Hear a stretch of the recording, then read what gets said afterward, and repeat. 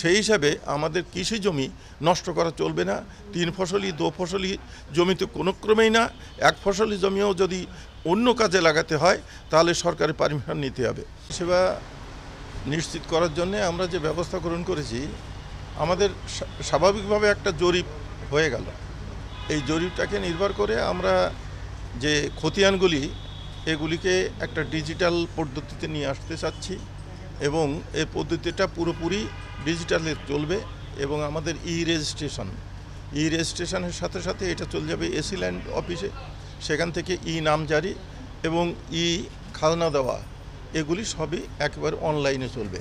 কোনো গ্রাহককে অফিসে যে সেখানে হয়রানি হতে হবে না, সে অনলাইনে কাজ করতে পারবে। এবং এইটা আমরা এমন একটা পর্যায়ে নিয়ে যেতে চাচ্ছি, আমাদের মাননীয় প্রধানমন্ত্রী জননেত্রী শেখ হাসিনা তিনি গুরুত্ব দিয়েছে এবং বিশেষ করে জাতির পিতা বঙ্গবন্ধু শেখ মুজিবুর রহমান তিনি কিন্তু কৃষক এবং শ্রমিকের জন্য কথা বলে গেছেন এবং তাদের জন্যই মূলত তিনি সংগ্রাম করেছিলেন। অতএব কৃষক কৃষি জমির সঙ্গে জড়িত এবং প্রত্যেক ব্যক্তি কিন্তু তার বাসস্থান বা বাস্তুভিটে এটা নিয়ে প্রত্যেকটা পরিবার কিন্তু ভূমি মন্ত্রণালয়ের সঙ্গে জড়িত। অতএব এখানে একটা সুষ্ঠু ব্যবস্থাপনা দরকার। নেত্রী সেভাবে নির্দেশ দিয়েছেন এবং আমরা পর্যায়ক্রমে ম্যাপিং এবং এই ম্যাপিংয়ের মাধ্যমে এমন একটা পর্যায়ে নিয়ে যাওয়া হবে যে একজনের যে এনআইডি রয়েছে সেই এনআইডিতে তার কি পরিমাণ জমি আছে, কোন খতিয়ানে কত জমি আছে, এগুলি সেখান থেকে কিন্তু আইডেন্টিফাই করা যাবে, তিনিও জানতে পারবেন। এবং যখন এখান থেকে যে জাল দলিলগুলি হয় তখন করার সুযোগ থাকবে না, কারণ যখনই করবে তখন কিন্তু তার এখানে নক করতেছে, ফলে নিশ্চয়তাটা এটা থাকবে। আর এইটার ফলে কিন্তু আমাদের যে লিটিগেশনগুলি সেগুলিও কিন্তু পরবর্তীতে অত বেশি হবে না এবং আমরা দেখব যে জনগণ সিভিল যে কেসের মাধ্যমে তারা হয়রানি হয়ে যায়, দীর্ঘদিন চলতে হয়, এগুলিও কিন্তু কমে আসবে। এই হিসেবে আমরা যে পদক্ষেপ নিয়েছি, আমাদের ইতিমধ্যে 2টো প্রজেক্ট নেওয়া হয়ে গেছে। আমরা ডিজিটাল পদ্ধতিতে আমরা সার্ভে এগুলো করতে যাচ্ছি এবং আমাদের আরও একটা লক্ষ্য রয়েছে, মাননীয় প্রধানমন্ত্রী যেটা বলেছেন যে আমরা কৃষি নির্ভর দেশ এবং আমাদের জনসংখ্যা যে পরিমাণ, আমাদের খাদ্য নিশ্চয়তা নিশ্চিত করতে হবে। সেই হিসাবে আমাদের কৃষি জমি নষ্ট করা চলবে না।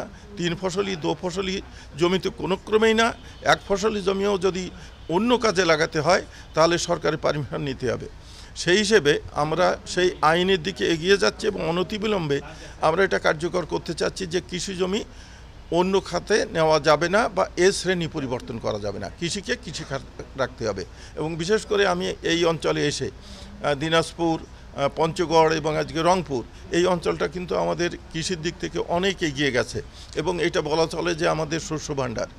অতএব এই জমিগুলিকে সংরক্ষণ করতে হবে। আপনারা যারা সাংবাদিক রয়েছেন, মিডিয়া রয়েছেন, তাদেরকে আমি আহ্বান জানাবো যে আপনারা এই কাজের সঙ্গে আপনাদের সহযোগিতা পাবো এবং দেশকে সত্যিকারে একটা সুন্দর ভূমি ব্যবস্থাপনার ভিতর দিয়ে আমরা ভবিষ্যৎকে নিশ্চিত করতে পারি, যাতে আমাদের প্রজন্ম যাতে নিশ্চিত থাকে তাদের খাদ্যের, সেই ব্যবস্থা করার জন্যে আপনাদের সার্বিক সহযোগিতা আমরা কামনা করি। এই বিষয়ে আমরা প্রত্যেক জেলা প্রশাসককে আমরা নির্দেশ দেওয়ার একটা ব্যবস্থা গ্রহণ করেছি যে আমাদের খাল নাল বা খাস জমি কী আছে, এর একটা প্রত্যেক ডিস্ট্রিক্ট ওয়াইজ এবং প্রত্যেক মৌজা ওয়াইজ একটা তালিকা থাকলে এবং সেটা কতটা আমাদের কন্ট্রোলে আছে আর কতটা আউট অফ কন্ট্রোল চলে গেছে সেটা জেলা প্রশাসক মহোদয়গুলি তারা নির্ধারণ করতে পারবেন। নির্ধারণ করলে যেটা আমাদের হাতের বাইরে চলে গেছে সেগুলি পুনরুদ্ধারে আমরা ব্যবস্থা গ্রহণ করব।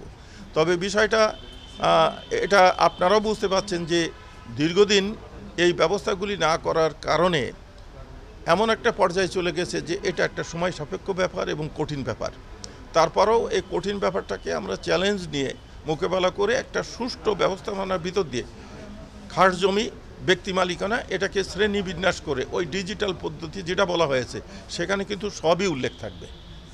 ধন্যবাদ।